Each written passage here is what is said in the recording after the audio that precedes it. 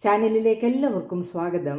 ഇന്നത്തെ വീഡിയോ വാളംപുളി അടുത്ത വർഷത്തേക്ക് കേടുകൂടാതെ ഉണക്കി സൂക്ഷിക്കുന്നത് എങ്ങനെയെന്നുള്ളതാണ്. വീട്ടിൽ തന്നെ പുളിമരമുണ്ടെങ്കിൽ പഴുത്ത പുളിയെ നമുക്ക് ഉണക്കി സൂക്ഷിക്കാം. പുളി പറിച്ചു കഴിഞ്ഞാൽ ഏകദേശം ഒരു 10-12 ദിവസം തൊണ്ടോടെ പുളി ഉണക്കിയെടുക്കണം. അങ്ങനെ എടുത്ത പുളിയുടെ തൊണ്ട് ആദ്യം കളയണം. നമുക്കിതിൻ്റെ വീഡിയോ ഒന്ന് കണ്ടു നോക്കാം.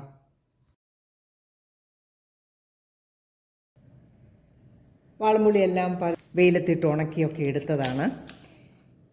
ഇനി ഇതിൻ്റെ തൊണ്ട് നല്ല കിരികിരാന്നായിട്ടുണ്ട്. ഈ തൊണ്ട് നമ്മൾ പൊട്ടിച്ചെടുക്കണം. എന്നിട്ട് വീണ്ടും നമ്മൾ ഒരു ദിവസം കൂടെ ഉണക്കാനായിട്ട് വെക്കണം. നമുക്ക് ഈ ഉണങ്ങിയ പുളിയൊന്ന് തൊണ്ടെല്ലാം ഒന്ന് കളയുന്നത് എങ്ങനെയാണെന്ന് നോക്കാം.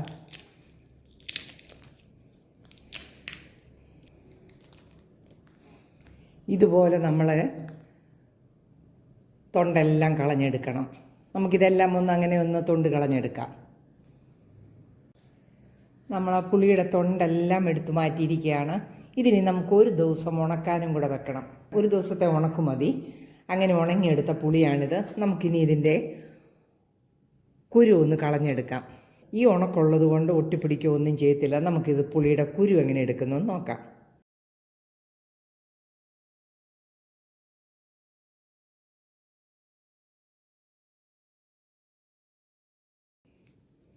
ഓക്കെ, ഇങ്ങനെ ഇതിൻ്റെ കുരു എടുത്ത് കളയണം.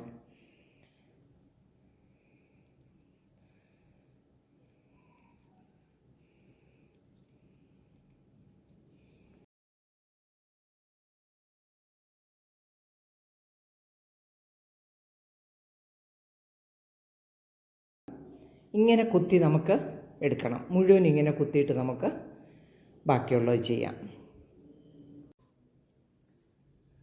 നമ്മൾ ആ പുളിയുടെ കുരു മുഴുവൻ കുത്തിയെടുത്തതാണിത്. ഈ പുളിക്കകത്ത് കുരു ഇരുന്നാൽ പുളിക്കേട് വരാൻ സാധ്യതയുണ്ട്. അതുപോലെ തന്നെ ഇത് നമ്മൾ കുത്തിയൊക്കെ എടുത്തിട്ട് നല്ല കലത്തിൽ, മൺകലത്തിൽ സൂക്ഷിക്കുന്നതാണ് ഏറ്റവും നല്ലത്. പുളി അതുപോലെ നമ്മൾ മൺകലത്തിൽ സൂക്ഷിക്കുമ്പം കുറച്ച് വെച്ചു അതിൻ്റെ മുകളിൽ കല്ലുപ്പിട്ടാണ് നമ്മൾ പുളി കേടുകൂടാതെ സൂക്ഷിക്കുന്നത്. നമുക്കിതിനി മൺചട്ടിയിലേക്ക് ഇട്ട് കൊടുക്കാം.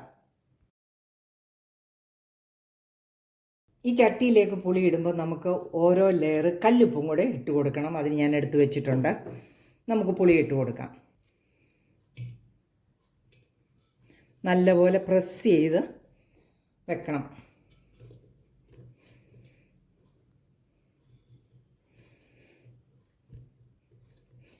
ഇതിൻ്റെ മുകളിലേക്ക് നമുക്ക് കുറച്ച് ഉപ്പിട്ട് കൊടുക്കാം.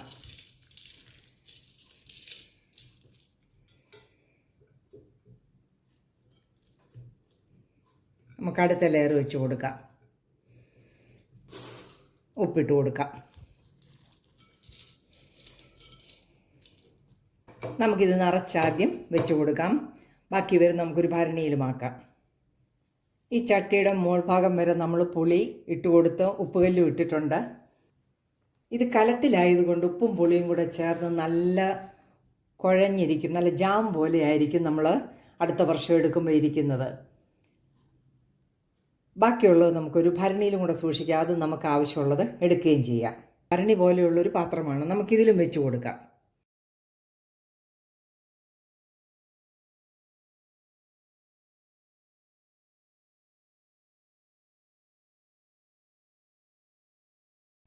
ഉപ്പ് കല്ല് നമുക്ക് ലെയർ ചെയ്യാം.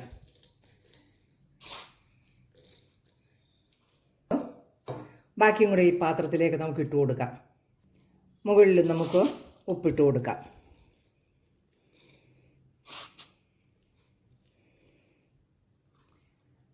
അങ്ങനെ ഈ പാത്രവും നിറച്ചെടുത്തു. നമ്മുടെ ആ കലത്തിലും എടുത്തിരിക്കുകയാണ്. ഇങ്ങനെ സൂക്ഷിക്കുന്ന പുളി 2-3 കൊല്ലം ഒരു കേടുകൂടാതെ സൂക്ഷിക്കാൻ പറ്റും. നമ്മൾ ഏകദേശം ഒരു 10 കിലോളം എടുത്തിരുന്ന, തൊണ്ടോടുകൂടി എടുത്തിരുന്ന പുളി ഇങ്ങനെ ഉണക്കിയെടുത്ത് കഴിയുമ്പം ഒരു 4 കിലോ അടുത്ത് പുളി നമുക്ക് കിട്ടും. വർഷങ്ങളോളം നമുക്കിങ്ങനെ പുളി സൂക്ഷിക്കാൻ പറ്റും.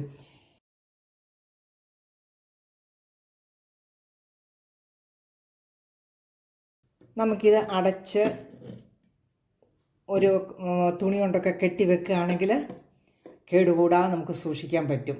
ഇപ്പം ഞാൻ വീഡിയോയിൽ കാണിക്കുന്നതിന് വേണ്ടി തുറന്നു വെച്ചതാണ്. അതുപോലെ അടച്ച് സൂക്ഷിക്കാം. എൻ്റെ വീഡിയോ ഇഷ്ടമായാൽ ലൈക്ക് ചെയ്ത് സപ്പോർട്ട് ചെയ്യണേ.